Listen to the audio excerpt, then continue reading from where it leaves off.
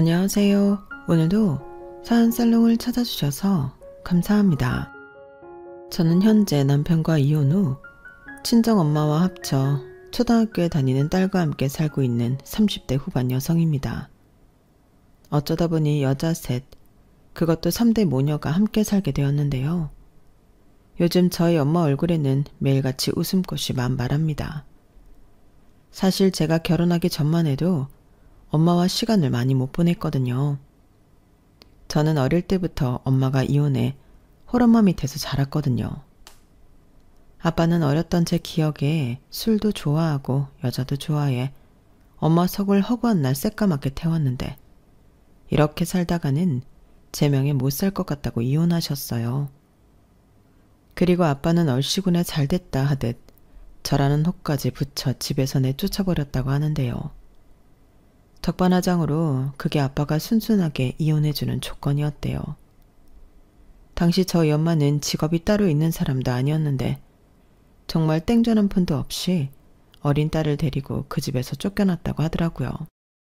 아니, 보통 이혼을 하게 되면 유책 배우자가 위자료도 주고 양육비도 줘야 하는데 아빠는 한 푼도 줄 수 없다고 딱 잡아뗐다고 하더군요.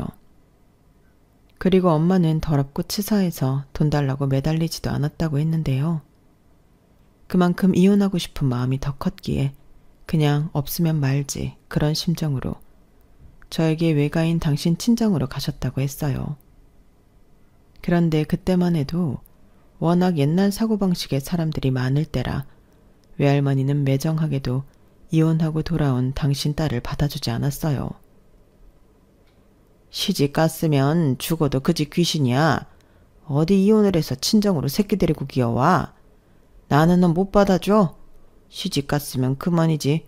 너는 출가 외인이야. 나한테는 남이라고. 그러니까 네 서방 찾아가서 이혼 다시 모르고 코 박고 조용히 살아. 알겠어?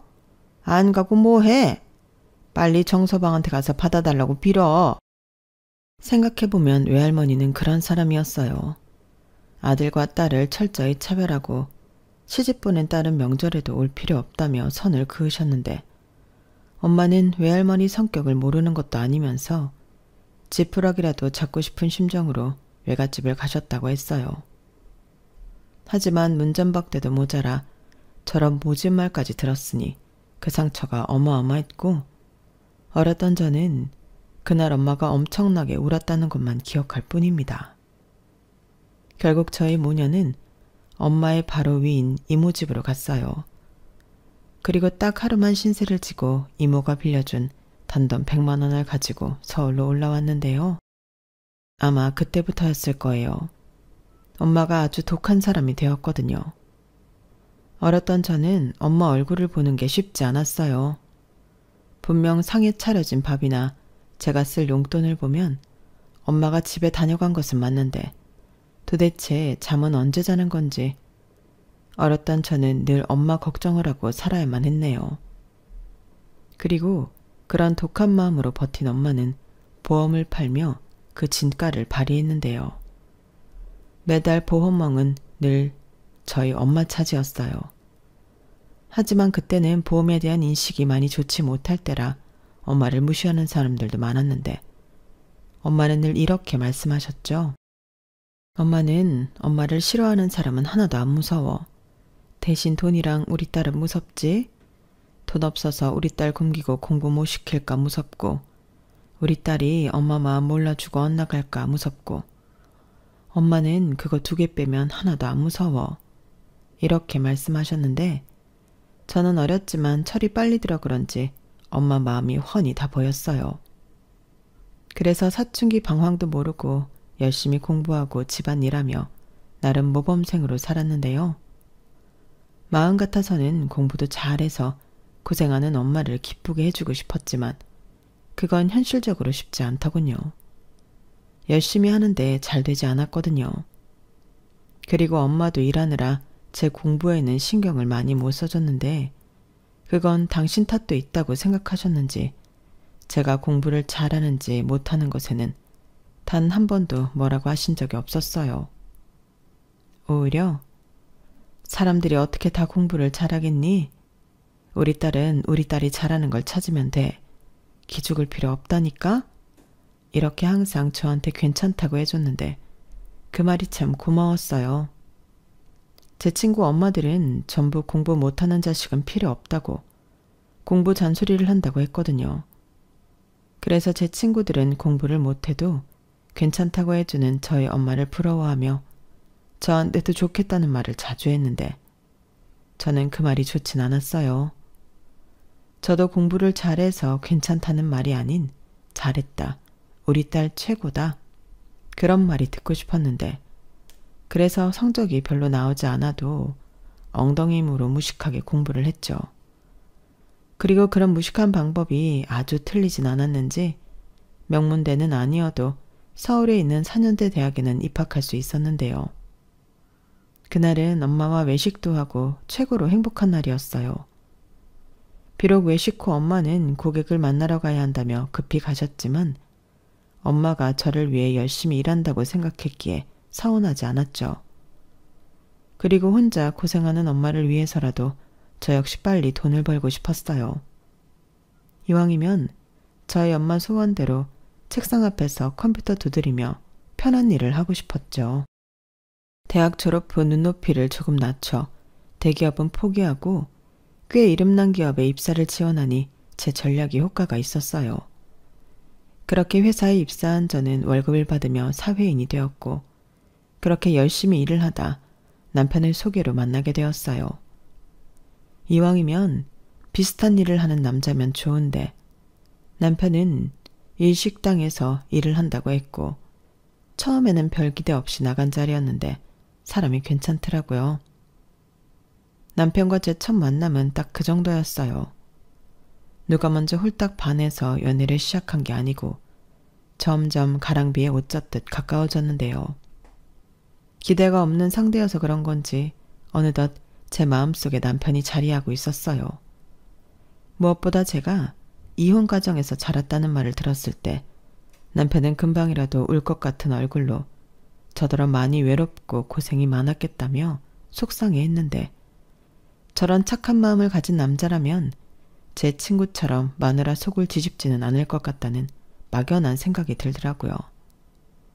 그리고 혼자 벌어 저를 대학 공부까지 다 시킨 저희 엄마를 대단하다고 입에 침이 마르도록 이야기했는데 그 부분도 좋았어요.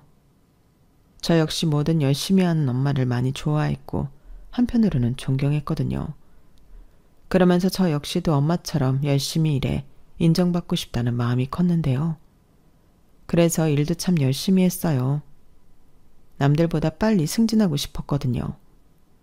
그러다 20대 후반 남편과 결혼을 결심하게 되었고 그렇게 저는 엄마가 한 번 더 생기게 되었는데요.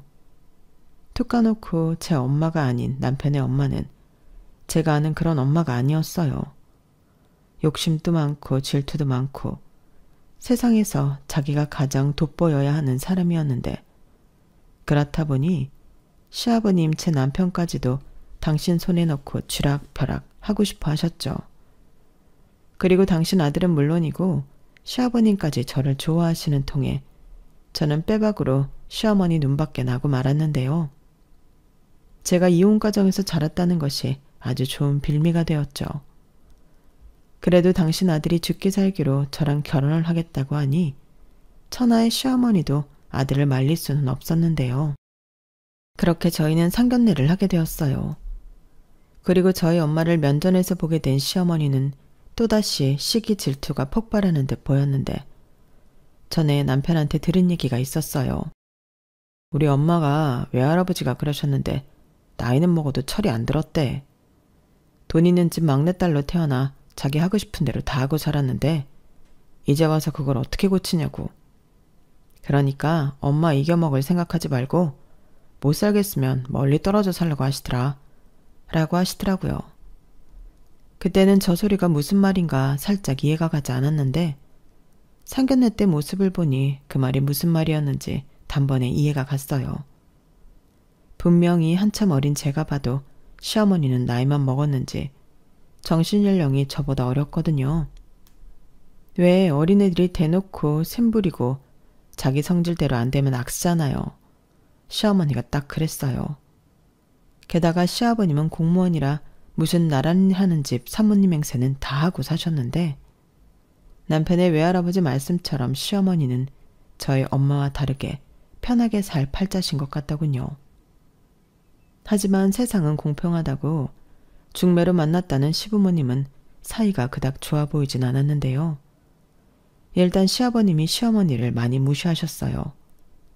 그렇다고 시아버님이 경우가 없는 분은 아니었는데 시어머니가 워낙에 사리분별을 못하시니 애 혼내듯 시어머니한테 훈계를 하시더라고요.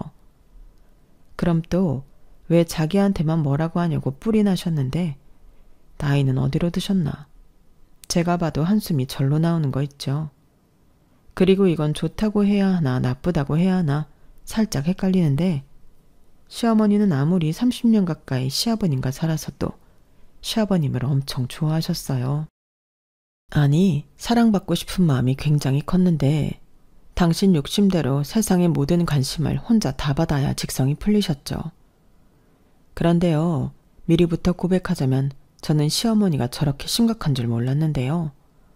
만약 미리 알았다면 절대 남편과 결혼하지 않았을 거예요. 제 스스로 무덤을 팔 만큼 제가 모자라진 않거든요.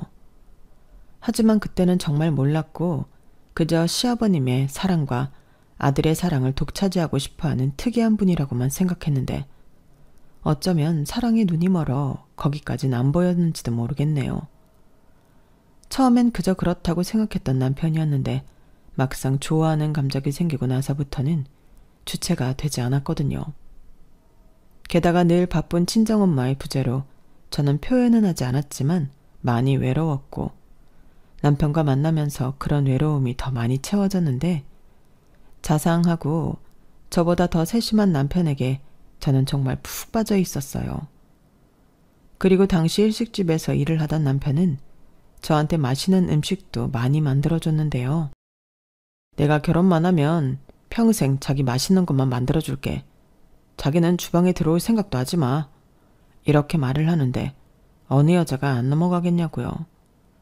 그리고 그때는 저도 남편과 하루빨리 결혼하고 싶은 마음이 컸는데 상견례 자리에서 생각지도 못했던 엉뚱한 일이 터지고 말았어요. 글쎄 시부모님이 다른 자리도 아니고 상견례에서 부부싸움 비슷하게 투닥거리셨는데 그 이유가 저와 저희 엄마 때문이었죠. 이게 무슨 말이냐 하면 시아버님의 배려심과 자상함이 문제의 시작이었는데요. 아무래도 남편 없이 혼자 참석한 저희 엄마를 시아버님이 배려해 주신 게 시어머니 눈에는 거슬렸나 보더라고요. 게다가 결혼 허락을 받으러 갈 때부터 저를 마음에 들어 하시고 좋아해 주셨던 시아버님을 시어머니는 탐탁치 않게 생각하셨어요. 그래서인지 초면임에도 불구하고 시어머니는 기회는 이때다 하시며 저와 저희 엄마를 한꺼번에 깎아내리셨어요. 그나저나 딸은 엄마 팔자 담는다고 하던데 우리 사이는 괜찮을까 모르겠어요. 듣자 하니 사별이 아니고 이혼하신 거라면서요. 그럼 남편분과는 어떻게 지내고 계세요? 제가 경험이 없어서 이혼한 부부에 대해서는 잘 몰라서요. 당신 그게 도대체 무슨 경우 없는 말이야? 조용히 못해. 내가 뭘 어쨌다고 이래. 경우가 없다고? 내가? 내가 뭐 결혼을 안 시키겠다고 한 것도 아닌데 당시야말로 왜 이렇게 오바를 해? 나는 그냥 걱정돼서 그러는 거야. 둘이 잘 살아야 하는데 혹여라도 뒤늦게 장인이라는 사람이 나타나면 어떡해. 그리고 애들도 이혼하겠다고 할까봐 걱정이 되지. 당신 제정신이야? 아직 결혼도 안 했는데 무슨 이혼할까봐 걱정을 해. 사돈 앞에서 못하는 소리가 없어. 아닙니다. 걱정되실 수도 있죠. 그런데 사부인 걱정하실 필요 없습니다. 저 다희 아빠랑 헤어지고 단 한 번도 본 적 없어요. 어디서 살았는지 죽었는지 지금도 모르고 살거든요. 이제 와서 나타날 일 절대 없으니 마음 놓으세요. 아이고 그게 마음처럼 되나요? 그래도 다희 아빠잖아요. 나중에 늙고 병들면 자식 찾아올 수도 있죠. 그렇게 두지 않습니다. 애당초 아빠 노릇한 게 없는 인간인데 제가 그 꼴은 절대 못 보죠. 그리고 그 사람 얘기는 좋은 얘기는 아니라서 이만하시는 게 어떨까요? 애들 결혼시키기 위한 좋은 자리잖아요. 사부인이 걱정하는 일은 제가 장담하는데 절대 없습니다. 아유, 죄송합니다. 이렇게까지 말씀하시는데 저희야 당연히 믿습니다. 당신 뭐해? 죄송하다고 해야지. 그리고 사부인, 이 사람이 가끔 이렇게 생각 없이 말을 하는데 이해해 주세요. 당신은 무슨 죄 졌어? 뭘 자꾸 죄송하다고 하고 이해를 해달래? 상견례는 이런 거 저런 거 허심탄회하게 다 이야기하는 자리야. 애들 결혼하고 문제 생기면 안 되니까. 그리고 왜 자꾸 나만 사돈 앞에서 까내려? 당신 진짜 계속 이럴 거야? 좋은 자리에 나와서 왜 이래? 죄송합니다. 저희가 이렇게 살아요. 그나저나 저희 아들한테 들었는데 정말 대단하십니다. 무슨 보험왕이시라면서요? 네? 아유, 왕은 무슨, 그냥 먹고 살려고 열심히 하다 보니까 그렇게 됐네요. 저는 우리 딸 잘 키울 욕심밖에 없었거든요. 그래서 아빠 없이 키웠지만 부족함 없이 키우려고 노력 많이 했는데 그래도 부족한 게 많을 겁니다. 성에 차지 않아도 예쁘게 봐주세요. 여부가 있을까요? 차고 넘치게 너무 감사하기만 한걸요. 이렇게 귀하게 키운 딸을 저희 아들한테 주셔서 감사합니다. 이제 한 가족이니 우리 자주 봐요. 어머머? 무슨 사돈지간끼리끼리 자주 봐. 당신 진짜 왜 이래? 오늘 왜 이렇게 오바를 하는 건데? 죄송했다가 감사했다가 아주 난리도 아니네. 당신이 자꾸 이러니까 우리가 미치는 것 같잖아. 저기 사돈, 저는 솔직한 사람이라서 그냥 편하게 얘기할게요. 저는요, 원래 걱정이 많은 사람이에요. 엄마 마음이 다 그런 거잖아요. 이왕이면 좋은 집에 장가 갔으면 하는 마음이요. 하지만 자식 일이 내 마음대로 되는 것도 아니고 또 지들이 좋아 죽겠다고 하니까 그냥 시키는 건데 이거 하나만 꼭 알아주세요. 이 사람은 다혜가 너무 좋다고 하지만 저한테는 부족한 며느리짜리입니다. 저도 희망사항은 있을 수 있잖아요. 그래도 서로 노력하며 잘 지낼 테니 우리 아들 잘 좀 대해주세요. 요즘은 사회가 백년 손님이 아니라 처가 머슴이라고 하던데 저는 절대 그 꼴을 못 보거든요. 그런 생각까지 하셨어요? 사부인도 참. 걱정하지 마세요. 절대 머슴으로 쓰지 않겠습니다.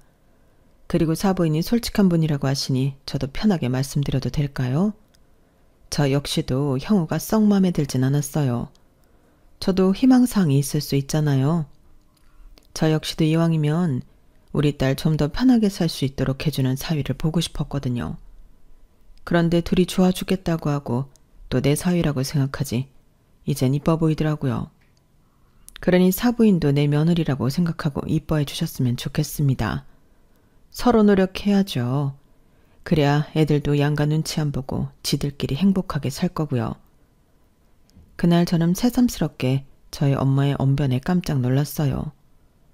분명 시어머니는 저희 엄마 기분 나쁘라고 시비를 건걸 텐데 그 말을 저렇게 멋지게 받아치다니 제가 나설 필요도 없었는데요. 시어머니는 말발로 되지 않다는 걸 느꼈는지 얼굴만 시뻘개져서 냉수만 들이켰고 시아버님은 역시 보호망이라고 하시다니 말솜씨가 대단하십니다. 아무래도 다혜가 엄마를 닮아서 똑부러지나 보네요. 허허 라며 연신 웃기만 하셨는데 그러자 시어머니 표정은 더 울그락불그락해지셨어요. 그리고 걱정한 대로 그날 댁으로 돌아가셔서 대판 싸우셨다고 남편한테서 들었는데요. 자기 마누라 개망신 시켜놓고 뭐가 그렇게 좋아서 신났냐고 그렇게 악을 쓰셨다고 하더라고요. 이 정도 이야기하면 보통은 저런 시어머니를 보고 어떻게 결혼을 할 생각을 했어? 자기가 자기 발짝 꼬았네. 이런 말씀을 하시는 분들도 계신데 시어머니가 저렇게 바락바락 하셔도 저는 자신이 있었어요. 일단 시아버님이라는 든든한 방패가 있으셨고 그때는 남편이 저리도 우유부단한 놈인지 미처 몰랐는데요. 일단 저는 제 성격 믿고 결혼을 예정대로 진행했어요. 애당초 시어머니랑 잘 지낼 마음이 없었기 때문에 시어머니가 저런 사람이라는 건 저에게 그다지 중요하지 않았죠. 그리고 그걸 시어머니도 아셨는지 자기한테 꺾이지 않고 따박따박 제 할 말 다 하는 저를 참 싫어하셨는데요. 그렇게 제 길을 꺾으려 하시더라고요. 너는 휴일이라고 남편도 안 도와주고 집에서 퍼져 쉬고 있냐? 내가 정말 속이 상해서 너 당장 네 남편 가게로 튀어오지 못해? 남 가게도 아니고 남편이 개업을 해서 고생을 하고 있으면 마누라가 쉴 때라도 나와서 거들어야지. 너는 주말이면 회사 안 가지만 우리 아들은 언제 쉬니? 어머니, 가게 오셨어요? 저 원래 주말에 가게 가서 돕는데 오늘은 감기 기운이 있어서 약 먹고 쉬고 있거든요. 하필 오늘 오셨네요. 제가 가서 일할 때는 오시지도 않더니. 뭐야? 너 말에 뼈가 있다? 그래서 꼴랑 감기 걸렸다고 안 온다고? 꼴랑 감기가 아니고 저 정말 많이 아파요. 그 애한테 물어보세요. 이런 식으로 나오겠다 이거지? 내 아들이 아주 지 든든한 방패야. 그럼 지금 말고 한 3시간 정도 있다가 운전만 하러 나와라. 네? 운전이요? 내가 오늘 모임이 있어서 친구들을 우리 아들 가게로 불렀어. 원래는 술까지 마실 생각은 없었는데 오늘은 기분이 좋아서 술 한잔들 하자고 하네? 대리 부르면 그것도 돈이잖아. 네가 나와서 내 차 운전 좀 해다오. 어머니, 대리비 얼마나 한다고요? 저 약 먹어서 운전하면 안 돼요. 지금도 약이 독한지 핑핑 도는데 운전하면 사고 나요. 그래서 약도 먹었겠다 좀 자려고 했는데 그래야 빨리 털고 그이 가게 가서 도울 수 있지 않겠어요? 오늘은 그냥 대리 부르세요. 여차하시면 그이한테 대리비 달라고 하시고요. 너 정말 이럴 거야? 아주 시어머니랑 맘먹자는 거지? 너 내가 주시하고 있다. 조심해. 아마 전날은 친구분들 앞에서 며느리한테 대접받는 시어머니 코스프레를 하고 싶으셨던 것 같았어요. 그런데 당신 뜻대로 되지 않아 뿔이 나셨는데 제가 아프다고 하니 달리 어떻게 하실 수가 없으셨겠죠. 제가 뭐 거짓말로 아픈 건 절대 아니었거든요. 한 3일 전부터 으슬으슬하고 컨디션이 좋지 않더니 금요일 밤부터는 꼬박 알아놓았어요. 그러니 남편도 오늘은 쉬어. 가게 나와도 도움도 안 되겠다. 라며 저더러 나오지 말라고 했는데 도움이 안 되겠다니. 저를 걱정하는 건지 가게를 걱정하는 건지 모르겠더라고요. 남편은 결혼하고 2년이 지나 가게를 오픈했거든요. 그리고 대출을 많이 받아 시작한 가게라 그런지 남편은 가게 오픈 이후 신경이 많이 날카로웠는데요. 그로 인해서 저한테도 많이 소홀했죠. 하지만 저는 남편이 오죽 스트레스 받으면 그럴까 하며 애써 이해해 주려 노력했는데 남편은 아니었어요. 저는 여전히 직장을 다니고 있었고 그렇기 때문에 제 일과 남편의 일을 구분지어 생각했는데 남편은 자기 가게 아니라 우리 가게라고 생각하는 것 같더라고요. 그런데 우리 가게를 저는 신경을 쓰려 하지 않았으니 서운함과 불만이 쌓여가는 듯 했는데요. 처음엔 자리 잡아야 하는 것도 있고 주말에 손님이 많이 몰리니 주말에는 나가 가게 일을 도왔는데 남편은 당연하게 생각했지만 저도 병이 난 거였어요. 막말로 남편이 가게를 오픈하고 난 뒤로 저는 쉬는 날이 없는 거나 마찬가지잖아요. 하지만 남편은 제가 직장 가서 일하는 건 앉아서 손가락만 움직이니 별로 힘들지 않다고 치부했는데 직장 생활 하시는 분들이라면 알겠지만 조직 생활이라는 게 그렇지 않잖아요. 그래서 저 딴에는 억울하기도 하고 회사를 다녀본 적이 없는 남편이라 그러나 보다 이해도 하려고 노력했는데 어느 순간부터 저도 왜 나만 계속 이해를 해줘야 하나 정신이 번쩍 들었어요. 그리고 그즈음 임신까지 했는데요. 기쁜 일인 건 맞지만 마냥 기뻐할 수는 없었어요. 저만 죽어날 것이 분명했으니까요. 그리고 기뻐하는 남편과 시부모님에 비해 저는 육아까지 추가되어 힘든 시간을 보내야만 했는데 설상가상으로 오픈하고 1년 뒤 남편의 가게는 매출이 뚝 떨어져 집안에 비상이 걸렸어요. 식구도 늘었는데 수입이 줄어들었으니 그것만큼 난감한 일이 없더라고요. 게다가 제가 출산휴가에 이어 육아휴직까지 하고 있었기 때문에 돈이 더 없었는데요. 그땐 친정엄마가 남편 몰래 많이 도와주셨어요. 제 통장에 100만 원, 200만 원씩 매달 입금을 해주셨는데 그게 일회성도 아니고 매달 그런다는 게 쉬운 일이 아니잖아요. 하지만 친정엄마는 혼자 있는 당신은 돈 쓸 일도 없다며 남편한테 얘기하지 말고 생활비로 쓰라고 하셨는데요. 남편은 장모가 도와주는 거라는 걸 전혀 눈치채지 못했죠. 그저 제가 어디서 비상금이라도 잔뜩 꼽을 쳐놓은 줄 알고 있었는데 내 돈은 지 돈이라고 생각하는 건지 아주 당연하게 여보, 나 30만 원만 줘 라고 하는 거 있죠. 하지만 제가 미쳤나요? 그 돈을 주게요. 그러니 저희는 그때부터 자주 싸웠어요. 아무리 애틋한 견우직녀도 돈 문제 앞에서는 원수가 되는 거죠. 그리고 원수된 남편은 모질이의 효자가 되었죠. 아무리 능력 없는 아들이라도 우리 아들 지켜 세워주니까 남편은 자기 엄마라면 아무 소리도 못했어요. 장사가 안 돼서 힘들다는 소리도 못했고 허구한 날 친구들 끌고 와 몇십만 원씩 음식을 먹고 가도 그 돈을 달라고도 못했는데 제 입장에서는 속이 터질 수밖에요. 저런 인간인 줄 알았다면 외로움이고 나발이고 축구 공 차듯 뻥 하고 힘껏 차버릴걸.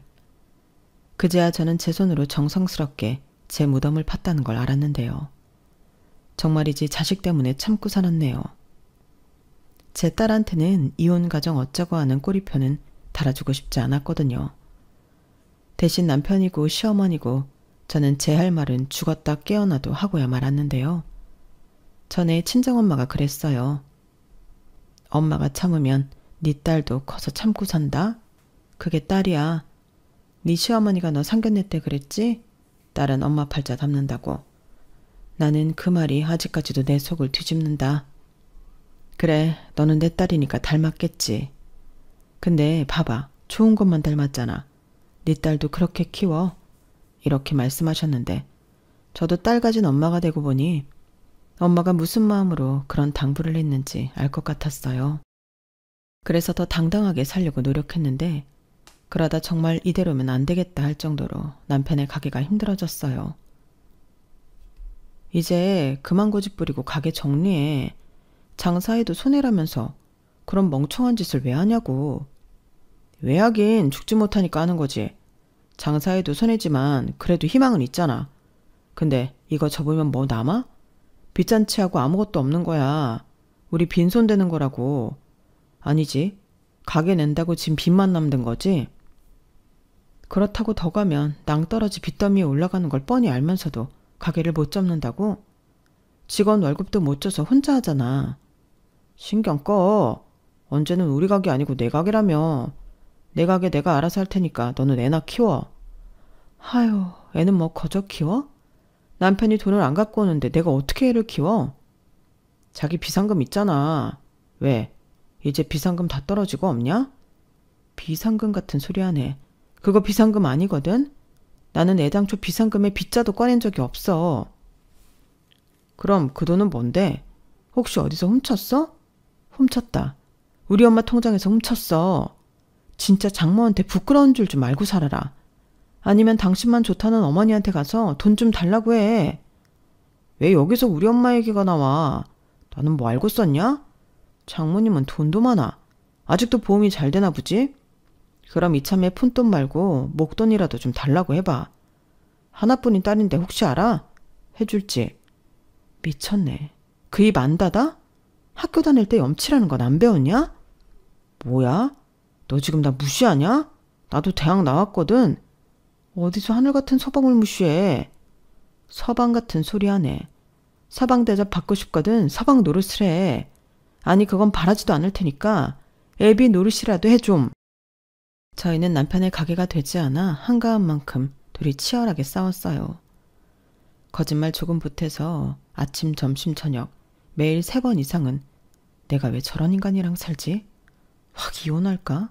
이런 생각을 했는데 그때까진 정이 아주 조금은 남았는지 남편이 불쌍하다는 생각도 했었죠. 다들 어렵다는데 내 남편만 잘못한 건 아니었으니까요. 하지만 계속 이렇게 밑빠진 독에 물을 부을 수는 없었는데요. 한편으로는 지가 호되게 당해봐야 정신을 차릴 것 같았어요. 그래서 눈 딱 감고 남편이 제대로 망하기를 기다렸는데 오래도 가지 않더군요. 정말 보증금 다 까고 빚더미에 올라 장사를 접게 되었어요. 그때 시아버님이 난리가 나셨어요. 왜 마누라 말 안 듣고 고집부려서 이 사단을 만드냐고요. 지가 모자라면 현명한 마누라 뒀다 뭐해. 유진이 엄마가 진작에 접으라고 했다며? 당신은 왜 우리 아들 말은 안 듣고 며느리 말만 들어? 얘도 사정이 있으니까 그랬겠지? 당신 누구 아빠야? 팔은 안으로 굽는데 왜 당신 팔만 밖으로 굽어? 감싸고 돌 걸 돌아. 아휴, 아무튼 나는 도와줄 돈도 없고 그럴 마음도 없다. 네가 저지른 짓 네가 수습해. 왜 사고는 네가 쳐놓고 남더러 책임져 달래? 아빠는 남이 아니잖아. 나도 진짜 이러고 싶지 않아서 여태 도와달라는 말도 못했는데 좀 도와줘. 또 후자금 뭐 그런 거 준비해 놓은 것도 없어? 막말로 내가 장남인데 엄마 아빠 노후는 내가 책임지지. 그러니까 그 돈 있으면 좀 내놔봐. 지랄하네. 네가 우리 노후를 책임져? 나는 싫다. 그래. 니네 엄마나 데리고 가서 좀 책임져라.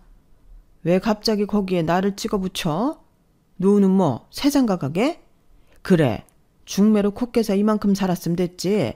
쟤 망하는데 당신이 일조했잖아. 오만 사람들 다 데리고 가서 거기 가서 기분 내고 며느리 흉보고 사람들이 다 뒤에서 수군거려. 웃겨. 다들 와서 좋다고 처먹을 때는 언제고 우리 아들 조금 힘들어졌다고 곳에 그 주둥이를 놀리고 사나? 내가 뭐라고 했어? 다 부질없는 짓이라고 했지? 이 집에서 야무진 건 우리 며느리 하나야. 또 시작이다. 아주 며느리가 좋아 죽지?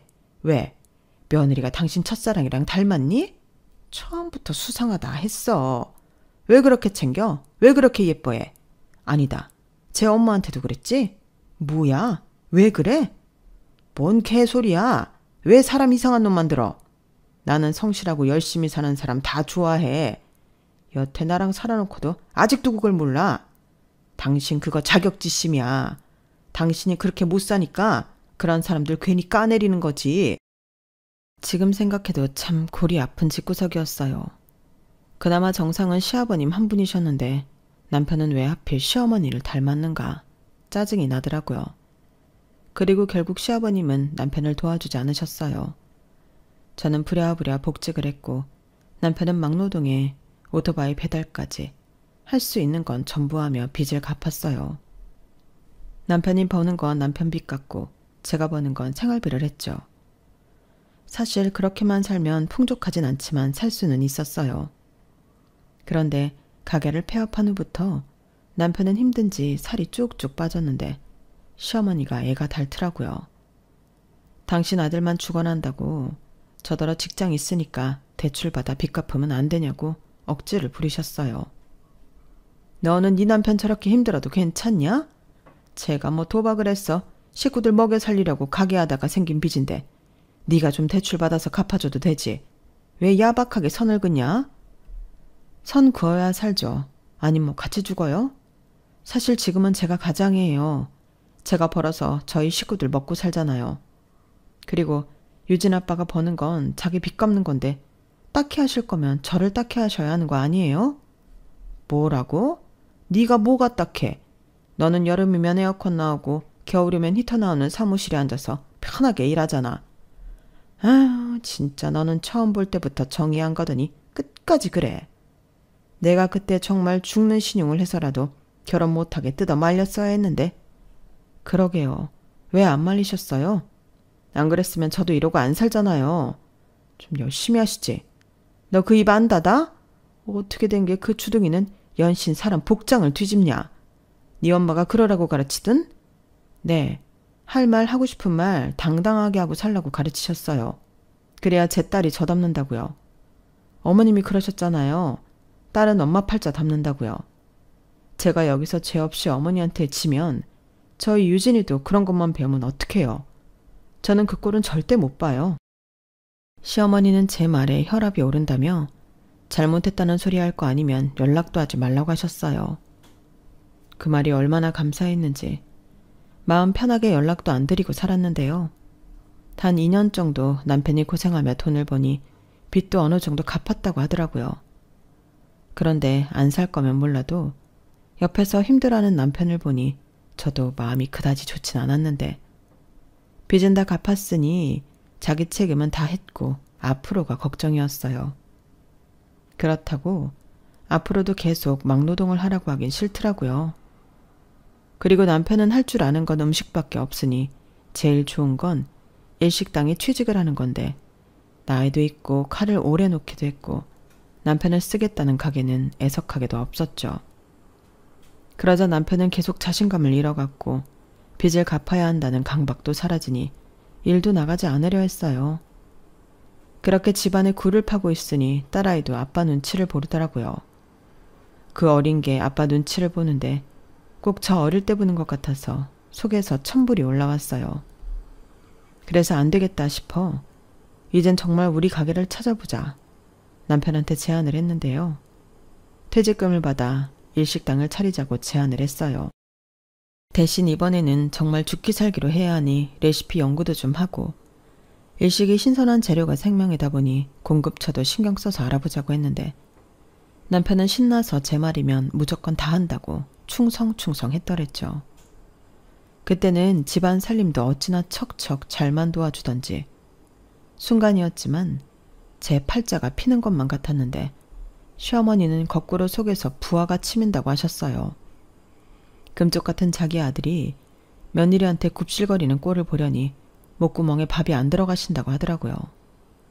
그러니 자기 아들 집에서만큼은 손 하나 까딱하지 않도록 저더러 다 하라고 하셨는데 그런 말을 들을 제가 아니었죠. 막말로 그 가게를 누구 돈으로 하는데요. 그리고 제일 중요한 가게 보증금이며 임대료도 제 선에서 가장 저렴하게 건물주를 구워 삶았는데 손 하나 까딱하지 않을 사람은 저였죠. 그래서 시어머니가 뭐라고 하시든 상관하지 않았어요. 그저 이젠 정말 우리 가게가 잘 돼야 하니 가게에만 집중했는데요. 다행히 한 두어 달 미치고 고생을 좀 했지만 가게는 빠른 속도로 입소문이 나서 수익이 나기 시작했어요. 식재료가 신선하고 음식이 맛있는데 가격도 좋으니 사실 안 되는 게 이상한 일이었는데 오픈런을 한다고 출근 전에 줄 서 있는 사람들을 보면 그렇게 행복할 수가 없었어요. 그런데요. 그렇게 매일같이 사람들이 줄을 서고 웨이팅을 하는데 불청객 집단이 찾아왔어요. 바로 시어머니와 계모임 사람들이었죠. 뻔히 기다리는 사람들 말고 테이블 다 찬 거 봤으면서도 자기들 자리 내놓으라고 저희 직원을 잡고 계셨어요. 내가 여기 사장 엄마라고. 사장 엄마가 왔는데 저 사람들이랑 똑같이 줄을 서는 게 말이 돼? 그리고 원래 고급 레스토랑은 VIP석은 남겨놓는 거야. 저기 죄송한데 저희 사장님은 그런 거 없다고 하셨어요. 매일 줄 서는 분들이 저렇게 많은데 예약도 잡지 말고 무조건 선착순으로 손님 받으라고 하셨거든요. 뭐야? 우리 아들이 그랬다고? 아니, 여 사장님요. 어머, 진짜 웃기고 자빠졌네. 여기 여 사장이 어딨어? 사장 사모겠지. 사장 사모가 사장보다 높나? 어머니, 또 오셨어요? 저는 사장 사모도 아니지만 사장 엄마라도 이건 도의적으로 안 되는 거예요. 밖에 보는 사람들 잔뜩 있는데 구설수 오르게 하고 싶으세요? 저희 이번에 망하면 쪽박이에요. 야, 너 지금 여기 사람들 안 보여? 나 시어머니야. 며느리가 시어머니 기는 못 살려줄 망정 창피를 주냐? 그러게 제가 지난번부터 안 된다고 좋게 말씀드렸잖아요. 어머니야말로 왜 그러세요? 저희 이제 조금 잘 되려고 하는 건데 도와주셔야지. 왜 자꾸 깽판을 치시냐고요? 뭐? 깽판? 너 정말? 나 개망신 주려고 작정을 했지? 그래, 너 잠깐 이리 따라 나와 봐. 시어머니는 보는 사람들이 많다는 걸 의식하는 듯 저더러 가게 뒤편으로 가자고 하셨어요. 그리고 저는 꿀릴 것이 없었기에 그 뒤를 따랐는데 고부가 싸운다는 소식을 들었는지 남편이 주방에서 나오더라고요. 그러고는 일 크게 만들지 말고 자기 엄마가 해달라는 대로 해주라고 하는데 이게 미쳤나 싶더군요. 꼬라지를 보니 돈 100만 원 거덜내고 가실 것 같은데 그럼 그 돈은 누가 메꾸냐고요. 그래서 안 된다고 단호하게 말했어요. 그러자 남편은 시어머니와 똑같이 자기가 사장이니까 사장 말을 들으라고 했는데 어이가 없었죠. 그래서 나중에 다시 얘기하자고 했는데 순간 너무 화가 났어요. 살려달라고 해서 구해줬더니 보따리를 넘어 제 것까지 탐을 내는 격이잖아요. 그리고 시어머니를 만나고 돌아온 순간 저는 결정을 내려야 했는데요. 시어머니가 저를 보자마자 제 뺨을 한 대 올려 붙이시더니 그러셨어요. 야, 내가 정말 너 어디까지 하나 두고 봤는데 더는 못 봐주겠다. 내 아들이랑 갈라서 이제 우리 아들 너 아니어도 잘 먹고 잘 살 거고 너보다 어리고 잘난 여자 만나 새장가 갈 수 있거든. 그러니까 너는 이만 꺼지라고. 너 하나 우리 집에 들어오고 나서 뭐 하나 잘 되는 게 없어. 나 네 시아버지랑 헤어지게 생겼다. 맨날 너랑 나랑 비교하는데 사람이 짜증나서 살 수가 있니? 다 너 때문이야. 그러니까 나랑 우리 아들 앞에서 꺼져. 네 새끼도 데리고 같이 꺼져. 당장 내 아들 가게에서도 꺼지라고. 이렇게 악에 바치셔서 고래고래 소리를 치시더라고요. 저는 그 말을 듣는데 어이가 없어서 웃음이 나왔어요.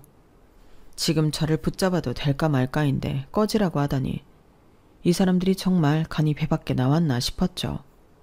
그래서 후회하지 않으시겠냐고 재차 확인하니 후회는 개뿔? 내가 왜 후회를 하니? 너만 나가면 알타니가 빠진 것 같아서 살 것 같을 거다. 그러니까 하루빨리 갈라서. 이렇게 친히 시어머니는 당신의 뜻을 확고히 하셨는데요. 저는 흔쾌히 알겠다고 했어요.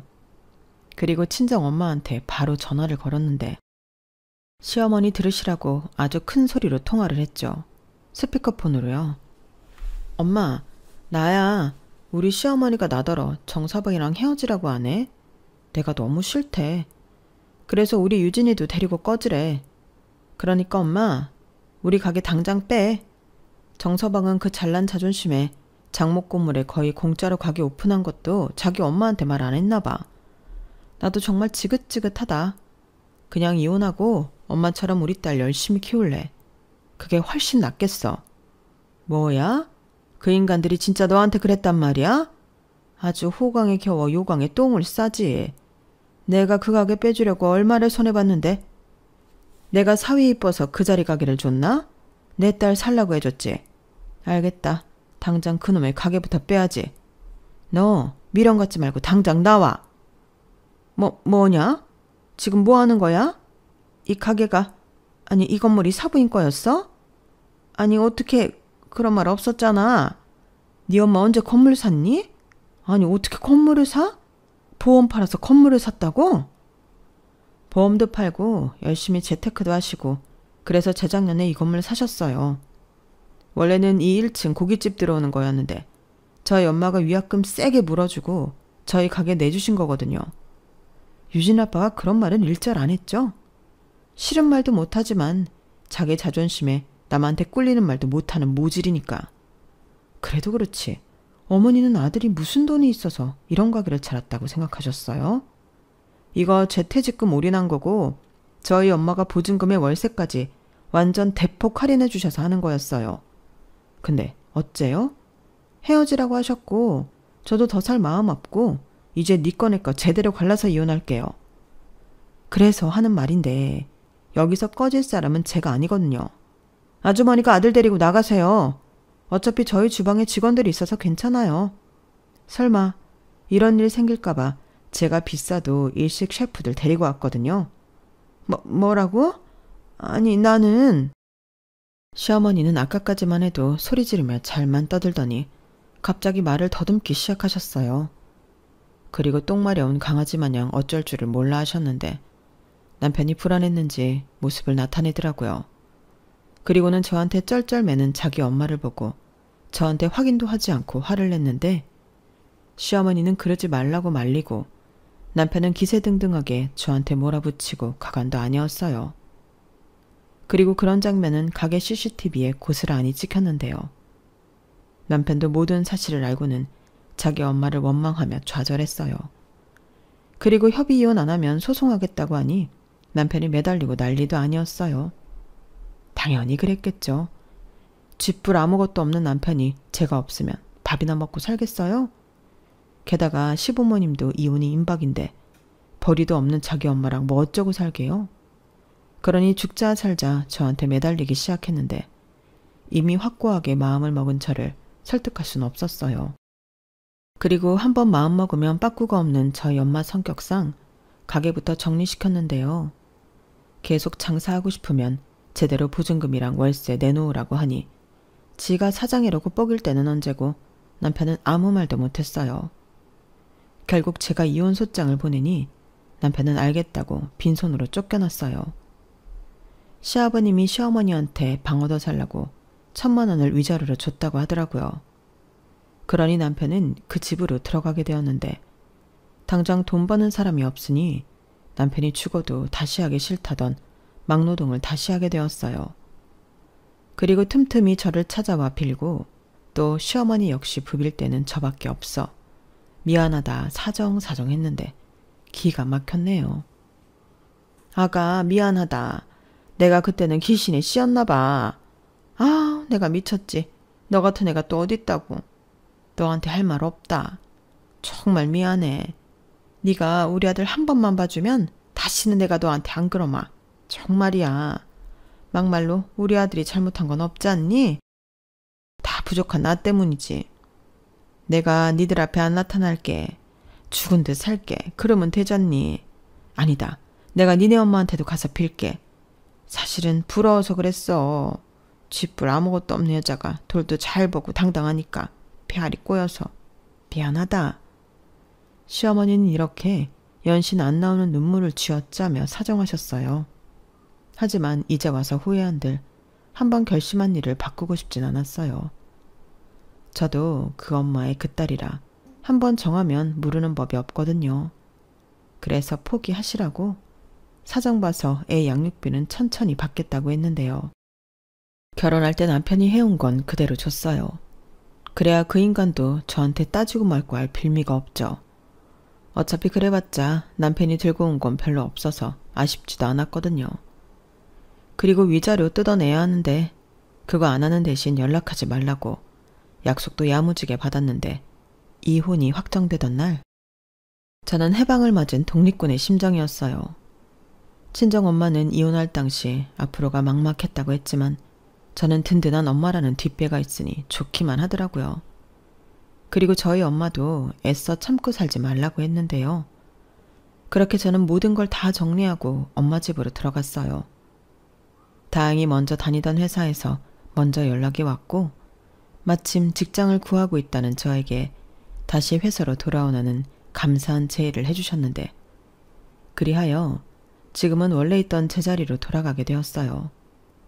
장사도 나쁠 건 없었지만 뭐니 해도 하던 일이 최고더라고요. 익숙하고 잘할 수 있는 일을 하고 있으니 전에 다닐 때는 몰랐는데 매일 출근하면 행복했어요. 마치 대학 졸업하고 처음 입사했을 때 느꼈던 설레임과도 비슷했는데 언젠가 회사가 힘들고 그만두고 싶을 때 그때의 기억을 떠올리면 좋을 것 같아요. 제가 떠나보니 알게 되었거든요. 제가 회사를 너무 좋아한다는 걸요. 그리하여 지금은 신나게 일하고 또 엄마와 저희 딸과 행복한 일상을 보내고 있는데요. 남들은 팔자 센 이혼한 모녀가 산다고 수군거릴 수도 있겠지만 저는 지금이 제일 만족스러워요.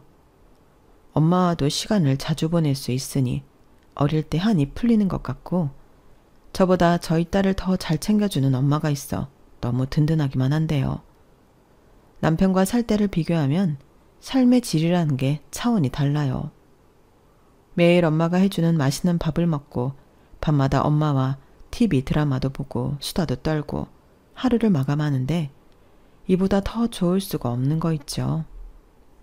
저희 엄마는 똘똘한 건물 덕에 이젠 달리 일을 하지 않고 계십니다. 그 덕을 이젠 제가 톡톡히 보고 있는데 이제부터는 제가 엄마한테 효도하면서 살려고요.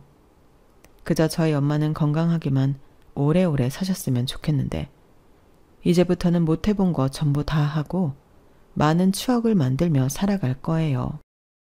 딸은 엄마 팔자 닮는다는 말 사실 별로 듣기 좋은 말은 아니었는데 저는 당당하게 이렇게 말하고 싶네요. 저는 엄마 팔자를 닮아 이렇게 호강하고 산다고요.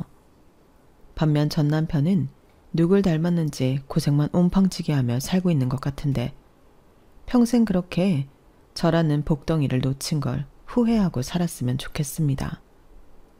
이상 제 사연은 여기까지였어요. 사연이 쓰다 보니 많이 길어졌는데 끝까지 들어주셔서 감사해요. 추운 계절이 지나고 어느덧 따뜻한 봄이 찾아오듯 여러분들의 인생에도 따뜻한 온기가 가득하시길 진심으로 바라며 안녕히 계세요. 고맙습니다. 여러분, 사연 댓글에 응원과 현명한 조언 부탁드려요. 좋아요와 구독은 저에게 큰 힘이 됩니다. 오늘도 좋은 일 가득하세요.